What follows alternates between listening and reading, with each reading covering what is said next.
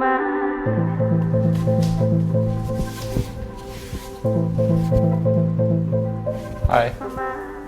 apa kabar? Kayaknya udah lama ya. Kapan terakhir kali gue bikin vlog kayak gini? Seinget gue tuh kalau nggak salah tahun 22 akhir kalau nggak salah. Atau pergantian 2021-2022 ketika gue mengupload sebuah video tentang gue gagal di pas main Buried Live di Konkrit. Pasti banyak yang nanya-nanya kan kayak, oh kemana aja Pak Dem, oh kemana aja, terus ngelakuin apa aja, terus ada apa, oh kok selama ini fokusnya hanya di DMS gitu kan. Just trying to be honest nih sekarang, jadi kayak memang pandemik itu merubah segalanya. Salah satunya adalah dunia magic kalau buat gue pribadi ya, karena kita habitnya semua orang berubah. Pada saat itu kita nggak punya panggung, karena pada saat selesai pandemik masih ada terbawa di mana euforia, di mana orang pengen keluar dan butuh yang entertainment yang cepet, nggak mau mikir, nggak mau lama, gue pengen enjoy. Makanya akhirnya pada saat selesai pandemik semua musik langsung naik, which is good, karena kita semua butuh itu. Tapi downside-nya dari segi dunia sulap, kita tidak punya banyak panggung jadinya. Panggungnya semua arahnya ke dunia musik. Dan to be honest juga akhirnya sadly to hear kalau misalnya ternyata sulap itu saat ini menjadi third layer mungkin, atau mungkin fourth layer keempat atau kelima. Jadi pada saat kalau misalnya orang bikin acara udah nggak seperti era sebelum pandemik gitu, dimana sulap itu masih yang kayak secondary gitu, pas tetap priority-nya masih musik. Tapi maksudnya tidak terlalu jauh. Kalau sekarang kan ada stand up comedy dan ada seni-seni lain yang maksudnya ini kita bicara bukan dari hal yang menjatuhkan satu sama lain seninya, enggak, tapi kenyataan dari point of view-nya dunia sulap. Akhirnya semenjak itu gue ngeliat yang memang lagi naik kan adalah as a content creator, dan kebetulan juga istri gue itu memang fokus di YouTube dan pertama kali bikin YouTube-nya sendiri juga barengan. So gue berpikir ya kenapa enggak gue maksimalin gitu, dan loyal fansnya Saradiknya tuh luar biasa banget sampai akhirnya melihat tren di mana ada membership di YouTube, terus gue berpikir kayak kenapa nggak gue bikin membership sendiri, jadi biar lebih intimate. Oh ya sedikit cerita alasannya kenapa ada DMS Plus itu sebenarnya karena memang gue pengen ada sebuah Diary Misteri Sara sendiri sebenarnya kan sudah terbentuk, tapi basically hanya untuk di YouTube. As a company-nya itu belum terlalu kuat. Nah, gimana caranya gue pengen punya perusahaan yang melindungi, tanda kutip, istri gue. Kayak gini lah, mungkin beberapa Saradik tahu kalau misalnya kita pernah dikecewakan sama beberapa pihak. Kayak misalkan kita punya konten, akhirnya kita nggak bisa tayangin, terus kita kerjasama sama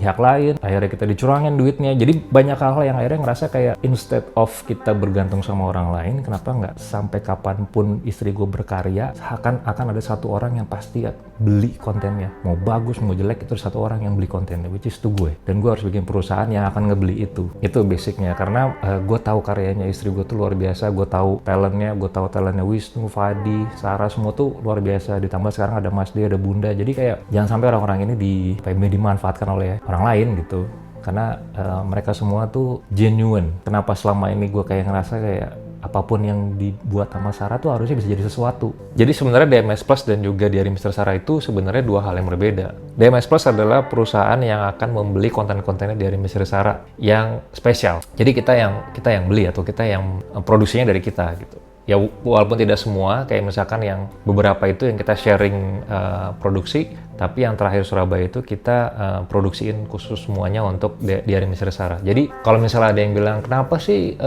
nggak di YouTube semua, sedangkan kan besarnya di YouTube.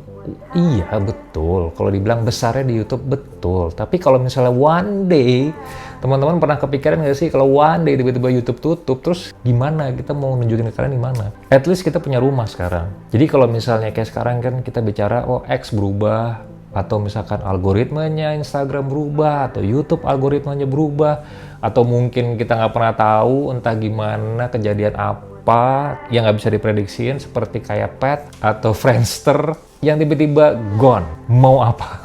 Itu aja. Iya, kita juga nggak pernah melantarkan yang di YouTube. Selalu akan ada konten setiap minggunya. Spesial pun akan dibagi. Tapi let us have our own house. Kita pengen punya rumah sendiri yang kita bisa berkarya. Kalau di YouTube, kalau misalnya kita ngomong sedikit yang sensitif, kena dolar kuning. Tidak bisa dimonetize 100%. Kita bicara kalau misalnya yang berhubungan dengan DMS kan, ada yang bunuh diri, ada yang ya pokoknya itulah yang negatif, yang akhirnya mengakibatkan kematian.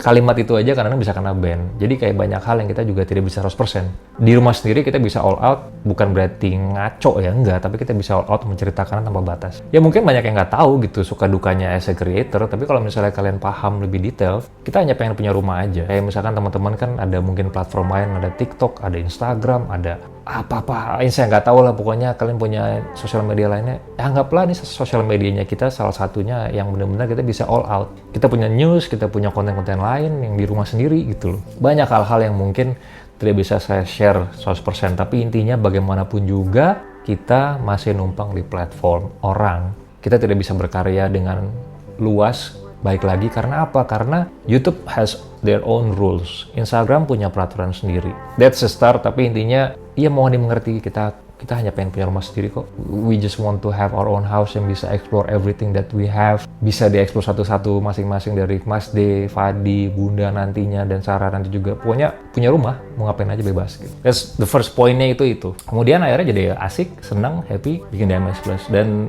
tadi baik lagi, tiba-tiba kan udah timnya makin lama makin banyak. Gabunglah ada business manager saya namanya Cindy. Orangnya ada di situ. Ini orangnya.